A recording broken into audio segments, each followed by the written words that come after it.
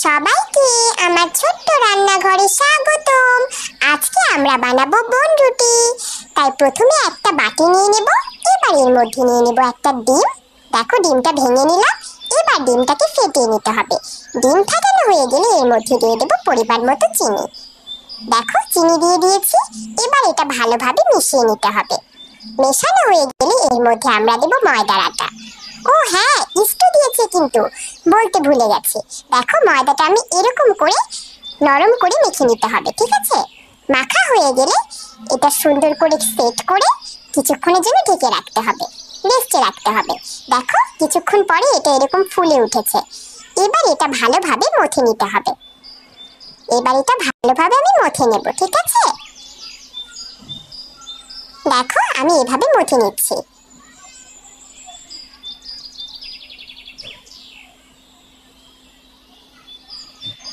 মথা হয়ে গেলে এবার ছোট ছোট লেচি কেটে নেব। দেখো এই তো এভাবে একটা করে লেচি কেটে নিয়েছি। এবার এটা একটু বেলে নেব।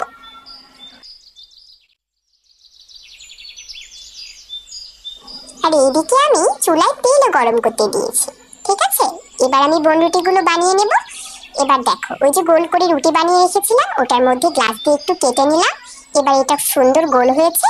এবার এর মাঝখানে আরেকটা বোতলের মুখা দিয়ে গোল করে নিলাম। দেখো আমার বনরুটিগুলো রেডি। এবার এগুলো গরম গরম তেলে ভাজতে হবে, ঠিক আছে?